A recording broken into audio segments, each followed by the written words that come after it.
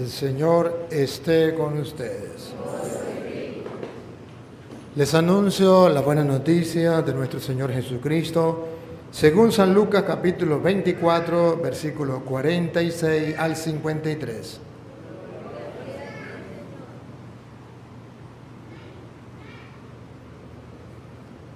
En aquel tiempo Jesús se apareció a sus discípulos y les dijo: está escrito que el Mesías tenía que padecer y había de resucitar de entre los muertos al tercer día, y que en su nombre se había de predicar a todas las naciones, comenzando por Jerusalén, la necesidad de volverse a Dios para el perdón de los pecados. Ustedes son testigos de esto. Ahora yo les voy a enviar al que mi Padre les prometió. Permanezcan pues en la ciudad hasta que reciban la fuerza de lo alto. Después salió con ellos fuera de la ciudad, hacia un lugar cercano a Betania. Levantando las manos, los bendijo. Y mientras los bendecía, se fue apartando de ellos y elevándose al cielo. Ellos, después de adorarlo, regresaron a Jerusalén llenos de gozo y permanecían constantemente en el templo alabando a Dios. Palabra del Señor. Digan conmigo: Santo y Divino Espíritu, lléname plenamente de tu luz, de tu sabiduría. Así sea. Siéntese un momentico.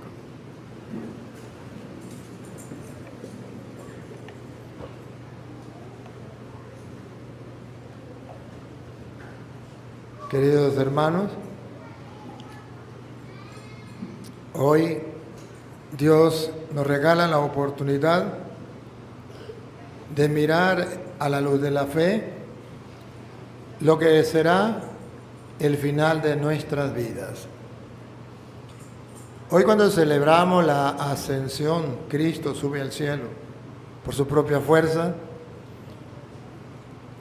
Teológicamente, la Biblia nos está diciendo que después de haber pasado como cualquier ser humano por la tierra, después de haber padecido, sufrido lo que tenemos que sufrir, unos más, otros menos en la tierra, Jesucristo murió como cualquier persona, como cualquier ser humano, pero nos trae la buena noticia, que hasta ahí no llega la cosa, que continúa, resucita. Y al resucitar, entonces nos muestra a nosotros que tenemos un cuerpo que muere, pero tenemos un alma que sigue viva. Y al resucitar se le presenta a los discípulos para que quede constancia de que el ser humano, cuando muere, a pesar de que lo enterraron, su alma sigue viviendo. Pero hasta ahí no llega la noticia. La noticia de hoy es que luego que Jesucristo resucita, comparte con ellos, a la vista de sus discípulos se eleva al cielo y los bendice, para dejarnos la enseñanza teológica a todos los cristianos, que así como Él, que es la cabeza de la iglesia, sube al cielo, también ustedes y yo, que formamos parte de ese cuerpo de Cristo que es la iglesia, vamos a subir al cielo de la misma manera que Él subió al cielo, y vamos a gozar eternamente de su reino. De modo que lo que Jesucristo predicó, Él también lo mostró con hechos. Predicó que había un cielo, que allá íbamos a gozar después de esta vida. Pero no solamente lo predicó, se lo comprobó. Fue elevándose a la vista de sus discípulos al cielo para que ellos comprendieran que no era mentira. Y ellos fueron testigos. Si ustedes captaron el Evangelio y la primera lectura, se dan cuenta que la palabra testigos, testigos, testigos, se resalta, porque estos apóstoles son testigos de lo que vieron, y por ser testigos de lo que vieron, no tuvieron miedo a la muerte. Entregaron su vida, uno de una manera, otro de otra. San Pablo le cortaron la cabeza, San Pedro lo crucificaron cabeza abajo, y no tuvieron miedo a la muerte, y así todos murieron tranquilos, sin desesperarse, con la confianza plena, porque eran testigos de que Jesús había subido al cielo y le había dado la promesa que así como Él subió al cielo, también nosotros íbamos a subir al cielo. Esta buena noticia que se ha proclamado a lo largo de 2000 años, unos lo creen, otros no. La llamada que Dios nos hace a nosotros hoy es a creerla. Creer esa buena noticia. Creer que existe un paraíso, un reino, un cielo para nosotros. Creer que después de esta vida hay otra. Creer que después de que pasemos por estos sufrimientos de la tierra, que ustedes y yo estamos padeciendo, más ahora en Venezuela con estas políticas que nos llevan en el gobierno, peor todavía, pero que sin embargo hay unas promesas eternas en el cielo. El que lo quiera creer, se pone en acción, y el que no lo quiera creer, pues verá qué hace. Pero hoy esa es la noticia del Evangelio. Miremos cómo comienza diciéndolo el Hecho de los Apóstoles. El capítulo 1, del versículo, vamos a leer versículo, por allí el 10. ¿Cómo dice el 10? Estando ellos con los ojos puestos El 9, el 9. y habiendo dicho estas cosas, viéndolos ellos. Y habiendo dicho estas cosas, viéndolo ellos, fue alzado y le recibió una nube que lo ocultó de sus ojos. Jesús fue llevado al cielo. Viéndolo ellos, testigos, fue llevado al cielo. Y una nube los ocultó de sus ojos. Pero escuchen lo que viene. Jesús sube al cielo y ellos se quedan sorprendidos. Sí, subió al cielo. Pero hay luego una enseñanza más. Y estando ellos con los ojos puestos en el cielo, Jesús sube al cielo y nos enseña a poner los ojos fijos en el cielo. Para eso subió al cielo delante de los apóstoles, para que sus discípulos pongan los ojos en el cielo y no en la tierra. Pero ojo, viene luego la explicación de qué significa poner los ojos en el cielo. Poner los ojos en el cielo no es quedarme simplemente mirando sin hacer nada. Poner los ojos en el cielo significa teológicamente que anhelo, deseo, espero, estoy convencido 100%, que así como Jesús subió al cielo, yo también voy a subir, pero no me quedo con los brazos cruzados, paralizados, sin hacer nada, sino que esto lleva una acción. Tengo que ponerme en acción. Dios no quiere que me quede sin hacer nada. Una fe estática, inmóvil, no. Dios quiere una fe que me lleve al movimiento, a la acción. Pongan cuidado. entre tanto que él se iba, he aquí se pusieron junto a ellos 2 varones con vestiduras blancas, los cuales también les dijeron: varones galileos, ¿por qué estáis mirando al cielo? Este mismo Jesús que ha sido tomado de vosotros al cielo, así vendrá como le habéis visto ir al cielo. Entonces volvieron a Jerusalén desde el monte que se llama el Olivar, el cual está cerca de Jerusalén, camino de un día de reposo. Ya el Señor dice, ya comprobaron que subió al cielo. Los hombres que se le aparecen, ya comprobaron que subió al cielo. ¿Está bien? Ese mismo que subió, así de la misma manera, vendrá a juzgar a vivos y muertos. Pero ¿qué hacen ustedes quedándose ahí estáticos mirando simplemente al cielo? Manos a la obra. Vayan a la ciudad como Él les ha dicho. Como les había dicho en el versículo 8. Pero recibiréis poder cuando haya venido sobre vosotros el Espíritu Santo, y me seréis testigos en Jerusalén, en toda Judea, en Samaria y hasta los últimos de la tierra. Ellos querían quedarse simplemente extasiados. Lo vimos subir al cielo y yo quiero ganarme el cielo, pero no hago nada. No.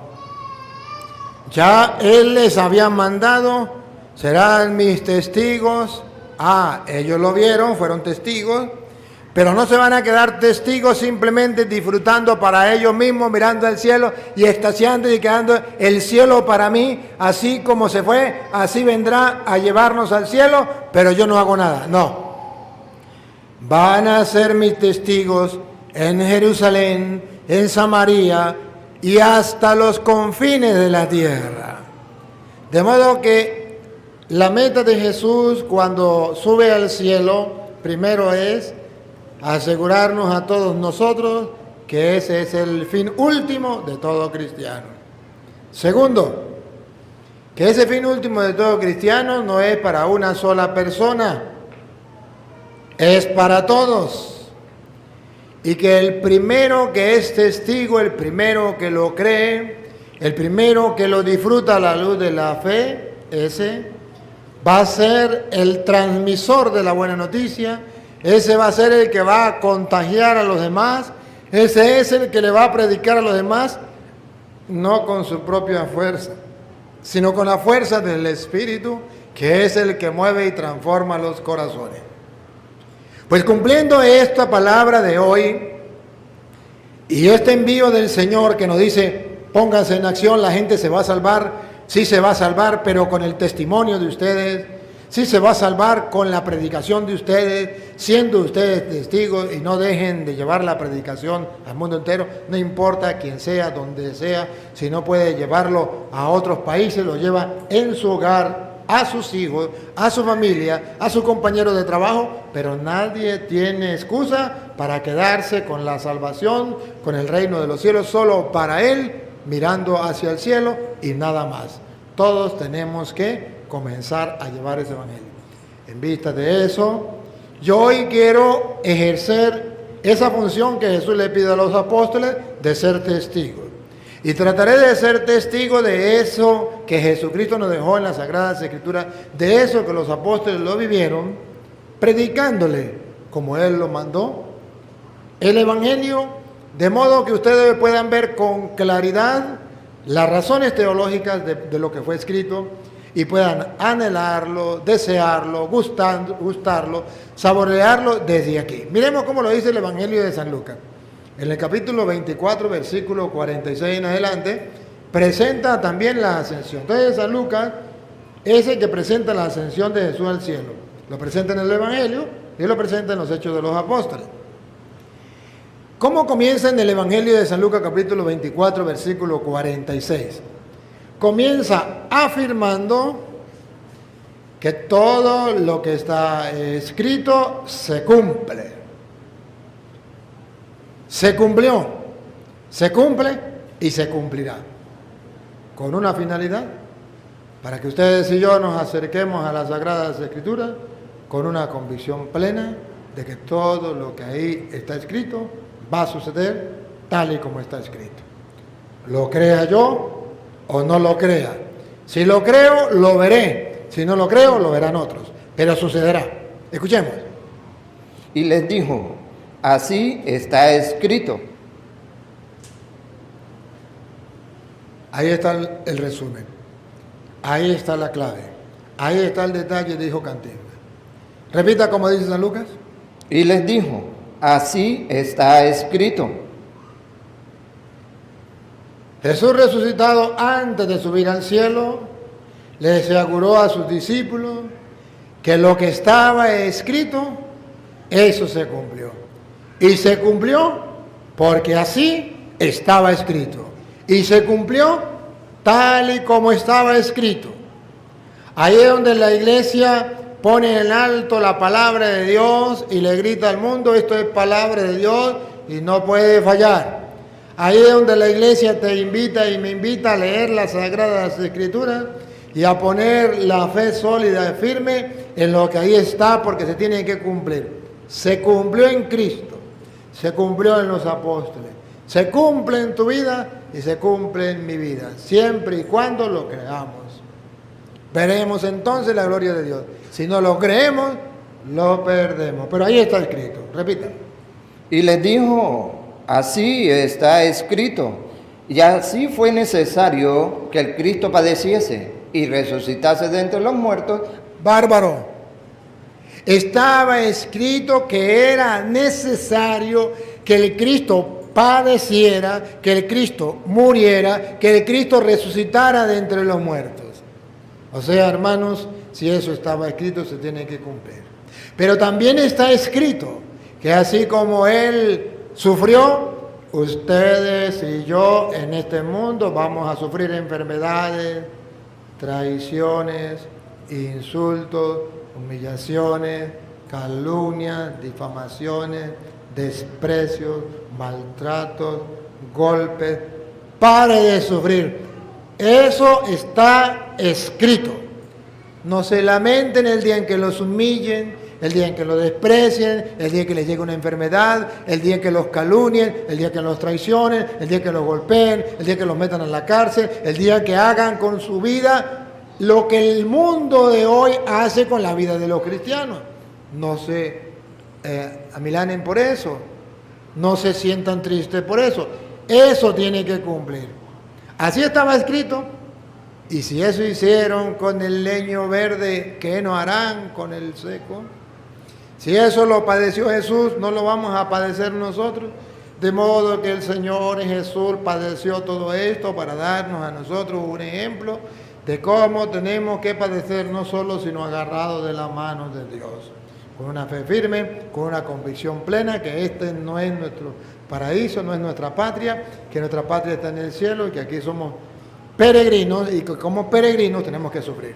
Incluso tenemos que morir. Aquellos que ven la muerte como una desgracia, eso está escrito. Y el que tenga miedo a morir, que no nazca. Pero eso es la condición humana. Pero luego viene, que también está escrito, que vamos a resucitar. Pero luego viene, y es la noticia de hoy, que no solo vamos a resucitar, sino que vamos a gozar, a disfrutar del reino de los cielos que Jesús nos ganó, nos preparó para nosotros. ¿Y por qué no lo creemos? ¿Y por qué no lo anhelamos? ¿Y por qué no vivimos en ese deseo pleno, constante, todos los días? ¿Qué nos está pasando? Es que los demás no lo hacen, a mí qué me importa. No es que los demás lo hagan o no lo hagan. Yo tengo que saber, creerlo, y todo lo que soporto, porque tengo que soportar, y todo lo que sufro, porque tengo que sufrir, se lo ofrezco a Dios en una convicción plena de que un día pare de sufrir. Un día vamos a gozar eternamente en su reino. Y eso me anima, y eso me conforta. Y que se predicase en su nombre el arrepentimiento y el perdón de pecados. Mientras que estamos en esta vida donde tenemos que sufrir, padecer, donde tenemos que morir, ahí dicen las Sagradas Escrituras, está la misión, está el trabajo, serán mis testigos en Jerusalén, Samaria y hasta los confines de la tierra. Ahí en medio del sufrimiento, en medio de la angustia, en medio de un mundo tenebroso, en medio de un mundo lleno de olas que parece que hunden la barca y un viento que parece que nos lleva a la contraria, sin embargo, ahí tenemos que predicar el Evangelio, la buena noticia del reino, y segundo, y la conversión de los pecados. ¿Y qué significa eso? Que en medio del mundo en que vivimos ninguno se escapa de ser pecador, que todos somos pecadores y que entonces no tenemos que poner la lupa en que somos pecadores, sino poner la lupa en que Dios nos invita a la conversión. Que yo no tengo que escandalizarme si Petronilo pecó, si Petronila falló, eso no me escandaliza a mí. Yo sé que son pecadores los seres humanos. Lo que mi trabajo, en vez de escandalizarme y en vez de ser portador de la mala noticia como las moscas que van portadoras de la caca, ser capaces más bien de ser como la abeja de portar la miel. En castellano, de portar el mensaje de salvación para el perdón de los pecados, el mensaje de reconciliación, el mensaje de la misericordia, el mensaje de tranquilidad, de paz y de esperanza para el pecador, que por cierto el diablo lo acongoja y lo entristece por el pecado y lo humilla, pero que Dios viene a redimirlo, a salvarlo del pecado, y que ustedes y yo somos instrumentos de Dios predicando la conversión de los pecados. O sea, que seamos capaces de encontrarnos con el pecador y no decir, ¡qué escándalo! Mira lo que hizo. Sino encontrarme con el pecador y decirle, ánimo, hijo, Dios te perdona. Dios te llama a cambiar. Dios te invita a recibir el sacramento de la confesión, del perdón de los pecados, para continuar una nueva vida. Eso es lo que falta en el mundo de hoy. Si ustedes miran las redes sociales tienen la lupa puesta a ver en qué momento cualquier persona falla para hacer un boom de noticias. Petronilo, Pánfilo falló, y si es un cura, más todavía. Pero ese no es el trabajo que Dios manda a los cristianos. Ese es el trabajo que el diablo manda a los suyos. Pero el mensaje que Dios manda a los cristianos es ir a predicar la conversión de los pecados.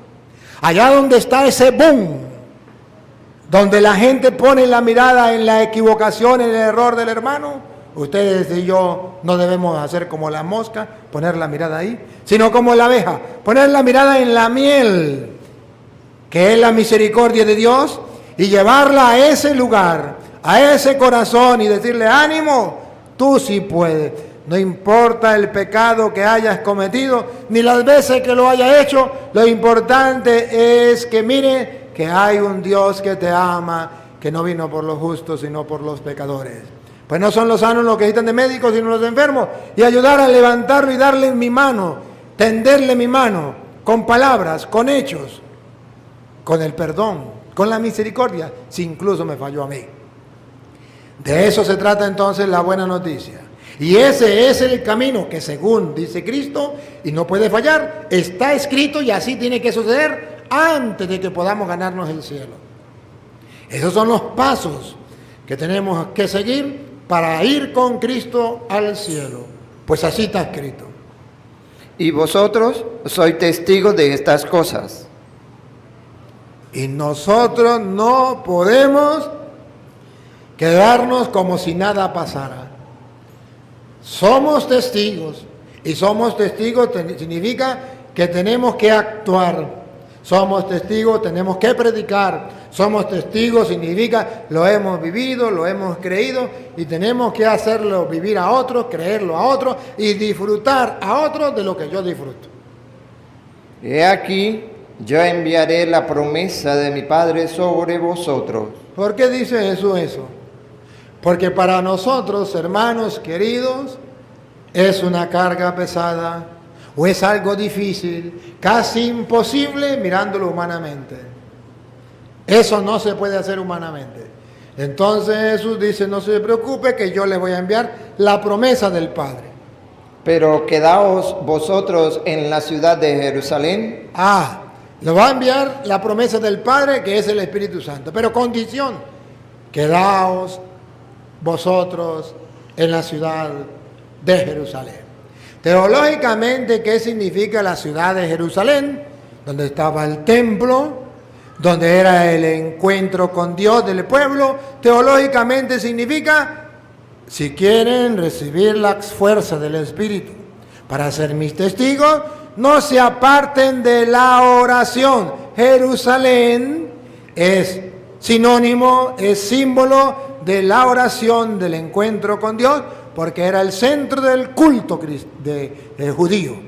Y ahora nosotros entonces, cuando dice no se aparte de Jerusalén, traducido al castellano para nosotros significa, si verdaderamente quieren recibir las fuerzas del Espíritu Santo, ser mis testigos y ganarse el cielo, no se aparten de la oración. Esa es Jerusalén.